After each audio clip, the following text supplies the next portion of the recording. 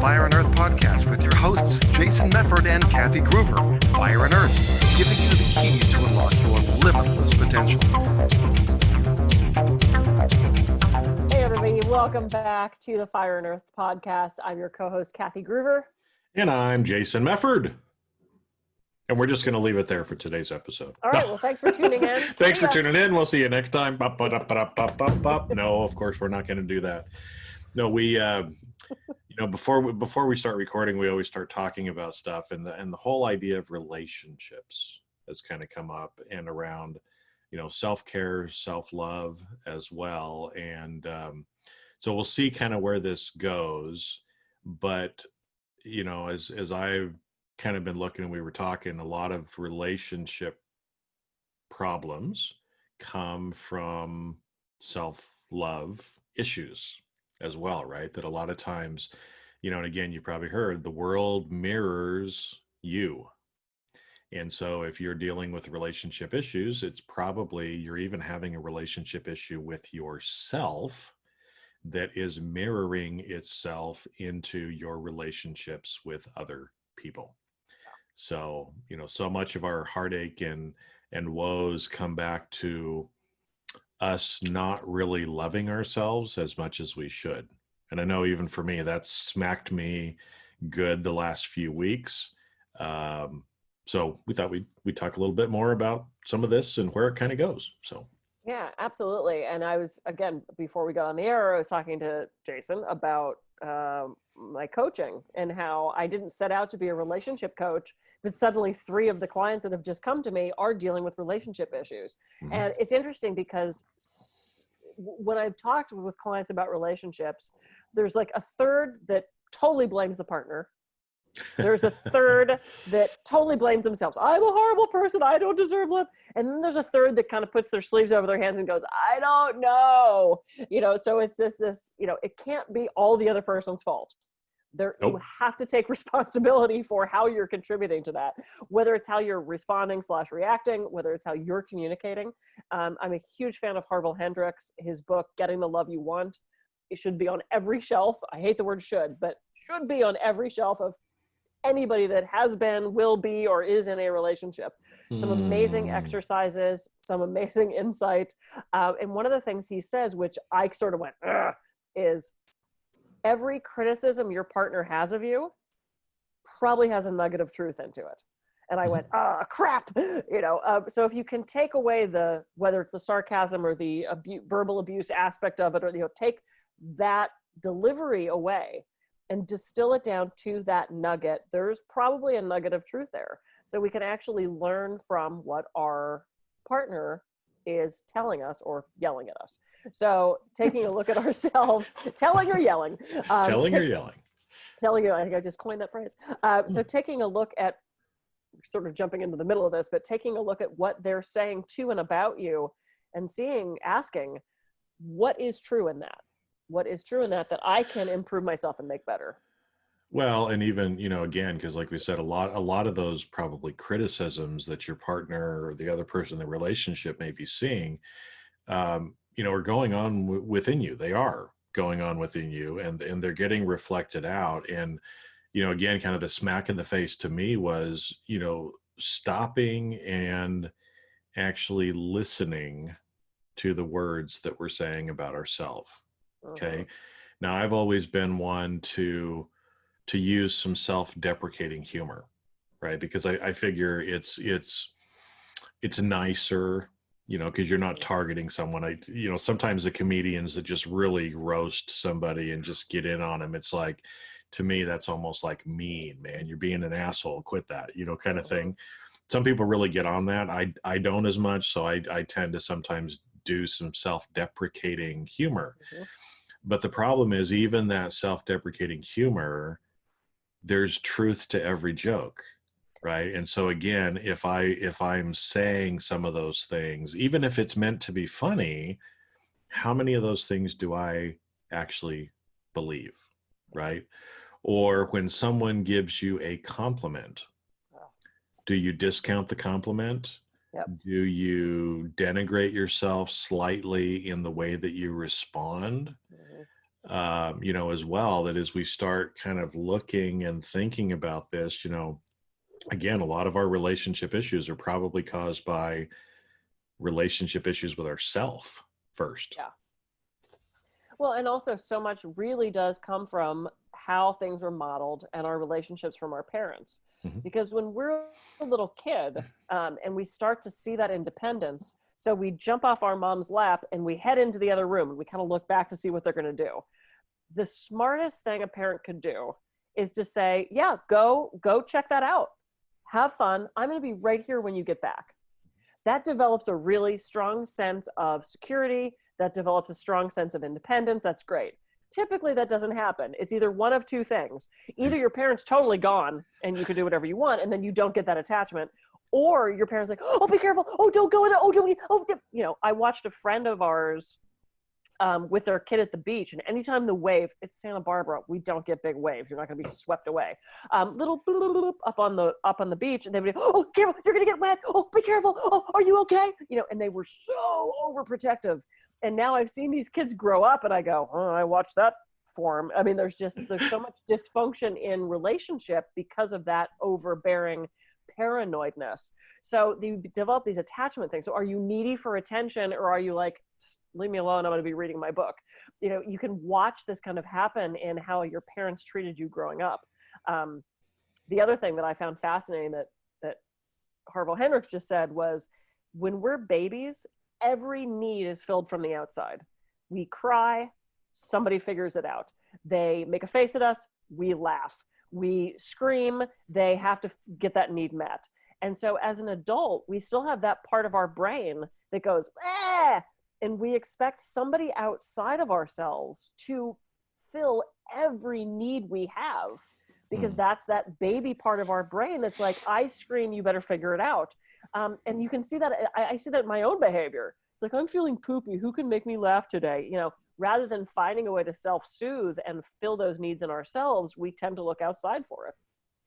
Well, and that's why the relationship issues are so hard for us to deal with, right? Because again, if we're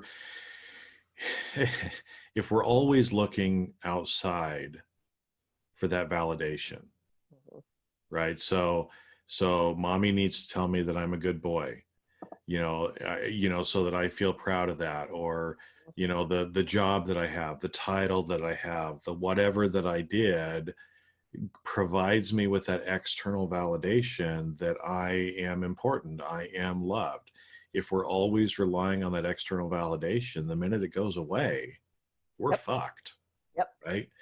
And so again, that's why your relationship with yourself, this self-love, the self-care that we've talked a lot about, is so important, because what it should be is, regardless of what's going on in our external world, we're still taking care of ourselves internally. Yep. And if we're not doing that, if we're not, being kind to ourselves, one of the questions in coaching, that comes up a lot of times when you're coaching somebody is, people will talk and they'll say something about themselves, right? And so you kind of turn it around and you go, okay, what I just heard you say was this, right? Now I want you to think of a child, maybe your child, maybe a niece, a nephew, somebody that you love. Would you say that same thing to that child that you just said? And of course, people are like, oh no, I would never say that to another human being, right? And then it's like, why are you saying that to yourself? Yep. Why are you saying that to the most important person in your life, right? And we're not talking about being egomaniacal, psychotic kind of personality. Right. But if we don't know how to soothe ourselves and derive our self-worth from internal, and being who we are authentically, then we're never going to find it outside. Right. Oh, absolutely. We have to, and you and I talked about this, it's not about finding the right partner, it's being the right partner. Mm-hmm. And, the whole, what was it, Jerry Maguire thing of you complete me. I'm so torn about that, because no one can complete you. However, with what I know about child development and how we look to partners to fill what our parents didn't give us, in a way, we feel like they are completing us. They're giving us that piece that our parents didn't give us, or they're exactly mirroring what our parents gave us because we still are working out that bullshit drama.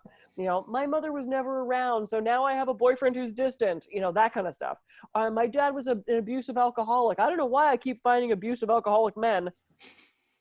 I do, you know, like, you know, and it's so much easier to, you know, to look at other people's relationships and go, oh, that's messed up.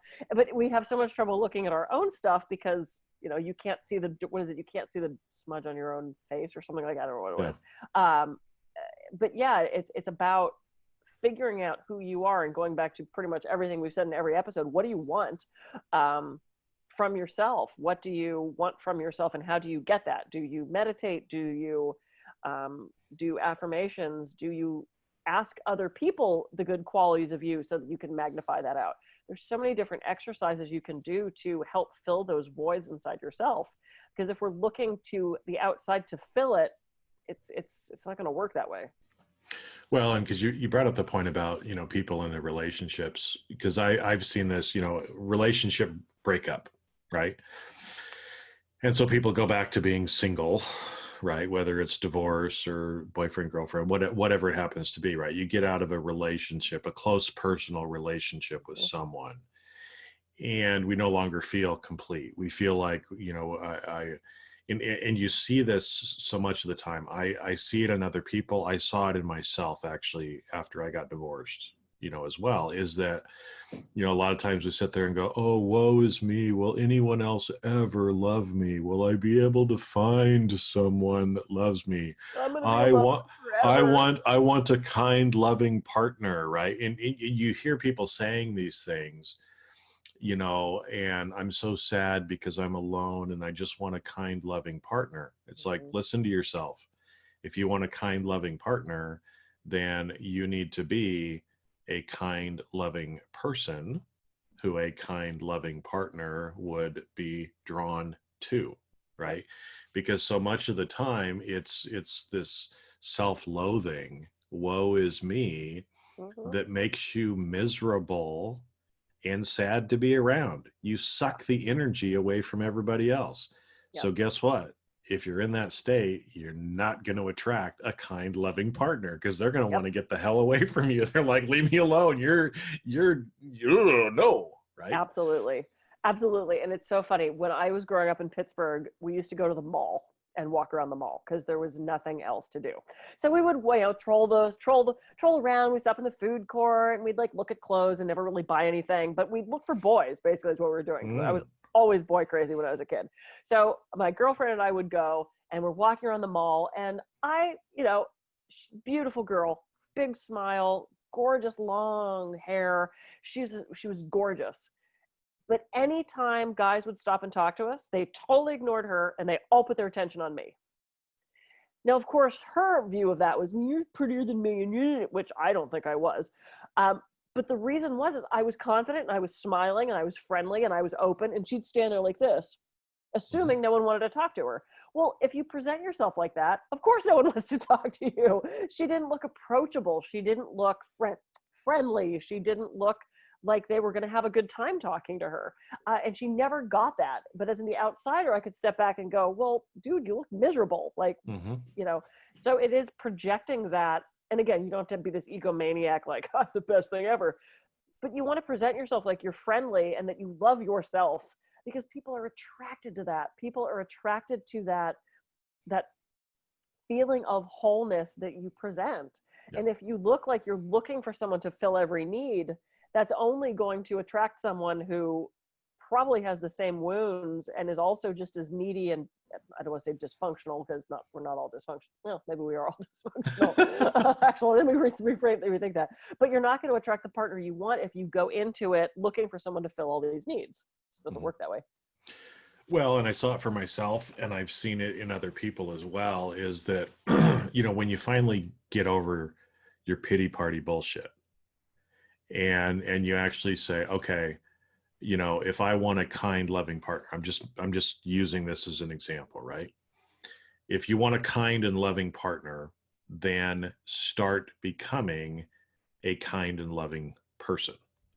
And the minute that you start doing that and you start changing yourself on the inside, then that confidence comes. Your vibration and frequency goes up, right? People are attracted to you because, like you said, there's a great line in the movie or in a song. It was something about, I'm going to get it a little bit wrong, but you'd be so much prettier if you smiled. Okay. And, again, you could be the most gorgeous person in the world, but if you're kind of miserable to be around, you're not smiling, you're whatever, no matter what is going on physically, people are not going to be attracted to you as much as if you're confident, if you're loving, if you're outgoing, if you're interesting, right? It's those kind of things that actually attract or draw people to you. And so the more you can be that, the more you will attract people. Right. Absolutely. And we do attract people to help us finish playing out those dramas, like I said, of what our parents did or previous relationships. We tend to keep getting in a relationship with the same basic person over and over and over again. And it's either our mother or our father, because it helps that little kid in us go, well, I'm going to finish playing out that drama. And that's just sort of what we do. Once you're in that relationship, that only works for so long, typically, before somebody gets unhappy, somebody starts to wander, so then at that point, if you find ways and you find exercises and you find things that can strengthen that relationship so you're both getting your needs met, then you can actually form that into a really long-term, loving, healthy relationship, and not just there temporarily to help you fix the BS from your parents. That it takes work. Relationships are work. And for people who I just want a relationship that's easy, I don't know what that looks. I mean, I'm in a relationship right now that's the easiest it's ever been, ever. But we still both work on our communication. We have a list of bylaws that started out to be a joke, which we ended up realizing, why would you not do? I had made a joke one day about, read the bylaws. And he's like, I've never seen these bylaws. And so we actually sat down and wrote bylaws, because why wouldn't you? We want to know where we stand with each other, and we're constantly working on communication and carving out time. And, we work at it in an easier way than I have in previous relationships, but it still takes effort. You can't just float along in a river and think that's a relationship. Yeah. Relationships do take work. Right. But yeah, it's most people have some relationships issues, right? Like you said, I'm in an easy relationship right now too, and I think part of that is because we're both easy, right? And we kind of know and respect the other person. Mm-hmm. And we don't have written bylaws, but there's kind of a separation of duties, if you will, right?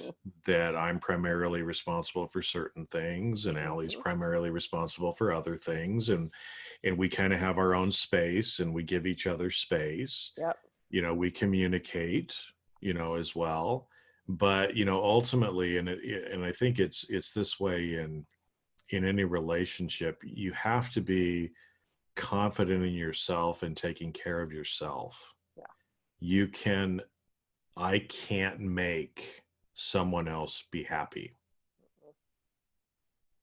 I can do things to show love, to try to, encourage some of those things. But if that person doesn't feel that love for themselves, right, we have to eat for ourselves. Is one of the ways I've heard it, described. And so, for a relationship to kind of, develop, evolve, move forward, both of the people have to be communicating, have to be evolving, have to be doing what each of them individually needs to do in order for the relationship to continue to move forward, right? Absolutely. And that's where a lot of times relationships have issues, is one partner may be kind of moving forward, transitioning, maybe have changed their mind or have some different views than they did at the beginning, and the other person either doesn't want to change or doesn't want to accept those changes in their partner. Yep. And that's usually what ends up, I know that was the case for me with my first marriage. And again, it was so hard for my ex-wife to understand why, when we got married in our early 20s, that how come in my 40s I would change my mind about certain things. Right. It's like, Jason. I know, it's like, well, I never liked broccoli. Okay. As a kid, I didn't like broccoli. I'll eat it sometimes now because I know it's healthy, but it's as silly as that, right? If I hated broccoli as a kid, you should hate it now. And then if I become an adult and I like broccoli, I just changed my mind. What's the big deal, right? But people evolve and change, and so relationships evolve and change over time as well. Sure. And at least for me, most of the relationship issues that I see people having, that's one of the big things behind it too. Yeah, exactly. And I am all for relationship coaching or couples counseling or whatever you want to call it. And I see so many couples where, and this typically the wife is like, we're having issues, I'm unhappy, we should go to counseling. And the guy says, yeah, you go, I don't have the problem. I have seen this so many times. And it's like, okay, you both have to participate in this. And I had given one of my coachees an exercise to do with her boyfriend.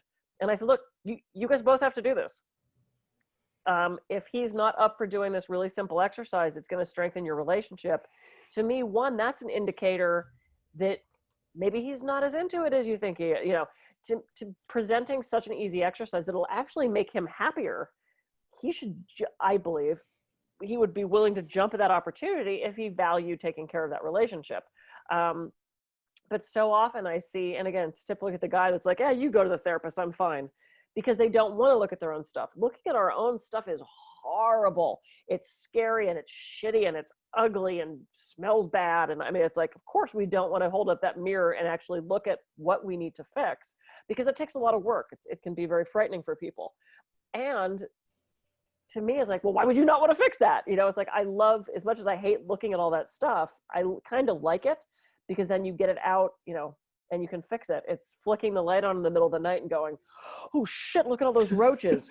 I can't get rid of the roaches if I don't flick on the light. And that's what, to me, what relationships, the joy of doing is it shows us our stuff that we can then work on so that we're better people, so that we're healthier and more successful. And we get all those things we say we want out of life and out of relationships and out of love.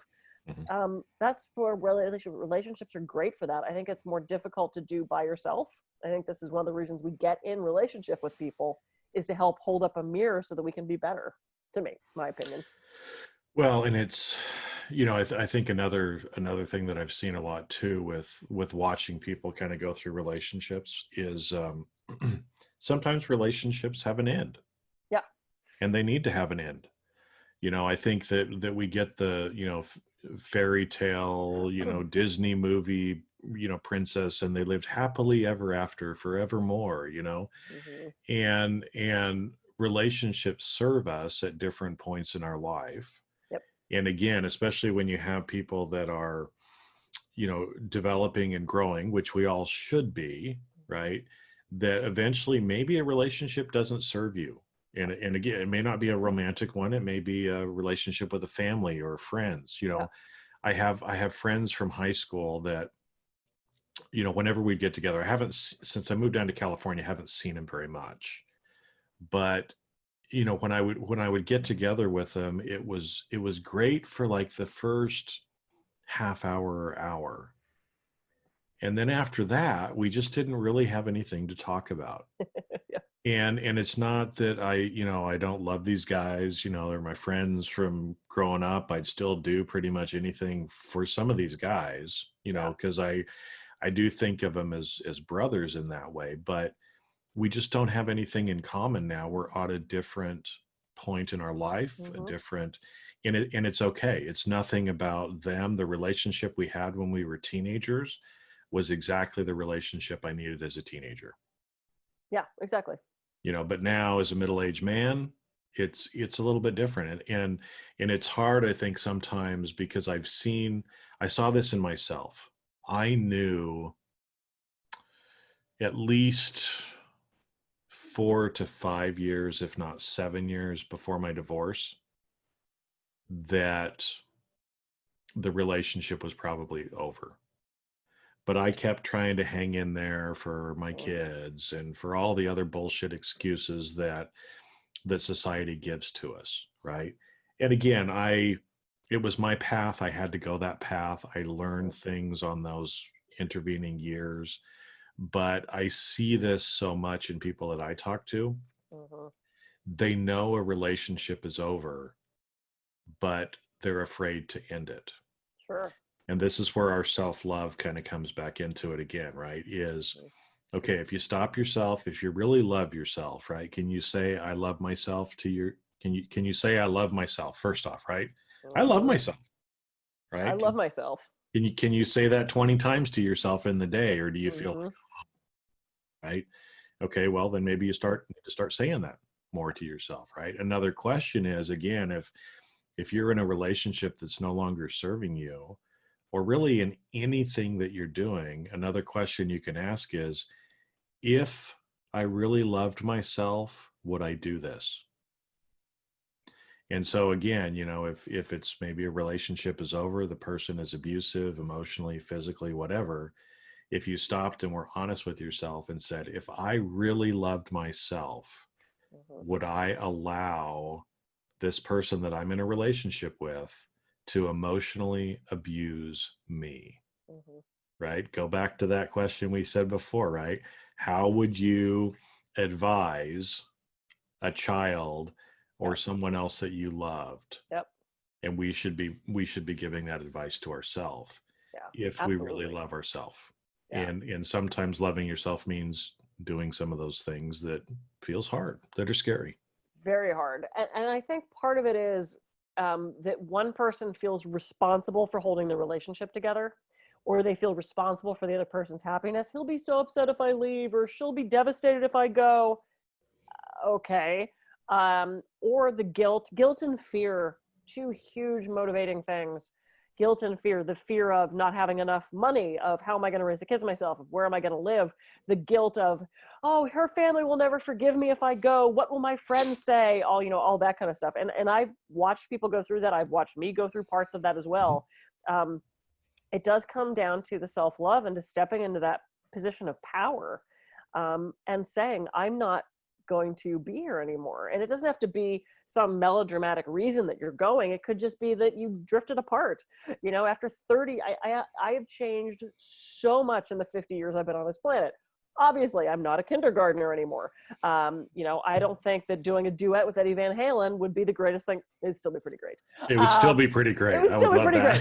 That. Let's put that back on the list. Okay. But it's like things that I valued even 10 years ago, I don't anymore. I have grown and moved past that, and I'm a completely different person. And I agree with you, not every relationship stays. I think we get in relation to help us to grow, to evolve, to learn things, to move forward. And I think people come into our lives exactly when needed, and they stay for some indeterminate amount of time. And sometimes it is forever. I have clients who have been together 20, 30, 50, 60 years, and they're still vibrant and happy and healthy together. And I've had people in their 80s say, God, I wish I would have left him 40 years ago. I can't leave now. It's like, you have to make whatever choice is going to work for you. And you have to determine how much work that you want to put into salvaging something that may not be salvageable. And only you know that. And only that's an individual relationship thing. But it does take work, and it does take effort, and both partners have to be engaged in that. Both partners, absolutely. I mean, if you and I weren't communicating the way we do and weren't sort of divvying up I'm not great on the marketing like you are, but divvying up the task, and this relationship would not work. Yeah. Well, I think it's interesting. Something that you said too is, people come into our lives. And so we're not just talking about romantic relationships here, but obviously that's when people talk about, I have a relationship issue, that's usually that is what they're talking about. Right. But it can be with anybody. Sure. But people come into our lives exactly at the time that we need them to. We learn what it is that we need to learn, and then they move on. They may move on through death. They may move on through, relationship just doesn't work. Somebody moves, whatever reason. People come into our lives and people leave our life. Everybody will. But there's one relationship that you will always be with your whole life. And that's the relationship with yourself. You can't get away from yourself. Nope. And so if you don't have a good relationship with yourself, if you don't really love yourself, if you don't think that you're worthy and exactly perfect, exactly the way that you are at this point in time, then you're going to have a hard time living in your relationship with yourself until you decide that. And realize that we don't need that external. The power comes from internal. Absolutely. A very wise woman once said, no matter who I'm sleeping next to or who I'm sleeping with, I always have to wake up with myself. Very good quote. Oh, was that the wise woman? I like that. I'm going to have to start using that one now. I wrote a play when I was living in LA, and one of the characters was this. Her goal was just to sleep with everybody. She wanted to experience everything. And that's the end of her monologue. She says that. It's like, no matter who I'm sleeping next to or who I'm sleeping with, I have to wake up with myself. And it's about that self-love and that valuing self, regardless of who's in your sphere, regardless of the input that you're getting from the outside. Because if we're relying on people outside of ourselves to make us happy, to give us that identity, we're going to be disappointed. So we have to do that for ourselves. And once again, we've blown through a bunch of time. Well, no, and I think actually that's a great. You are a wise woman, Kathy. I think that's a fabulous. Probably one of the reasons why I love movies and other stuff so much too, is because, as an artist, when you put together and you get a line like that, no matter who I sleep next to or sleep with, I wake up to myself in the morning, right? Kind of a thing. That is profound. And that's, again, what we're talking about. Focus internally. We've talked about why we get so much validation from our external environment. It's programmed into us. But the more that we can actually really love ourselves and be confident in our relationship with ourselves, a lot of these other relationship issues just kind of go away. Because we'll create boundaries. We won't allow people to treat us certain ways. We'll change ourselves. We'll attract those other people into our life that need to be in our life at that time. But it all starts with us. Absolutely. And I love this conversation because we've talked about self-care. We've talked about the 5 love languages in regards to ourself. So we can go back to those episodes and realize this has been a theme that runs throughout this because, we're always with ourselves. So we might as well get along. Might as well get along. Might as well get along. All right. Oh, I love this conversation. We never know where these things are going to go, but yeah, I like where that went. So that was good. Excellent. All right. I'm Kathy Groover. I can be reached at kathygroover.com. And I'm Jason Mefford. I can be reached at jasonmefford.com. So go out, love yourself, and we'll see you on the next Fire and Earth podcast. Yeah. See ya.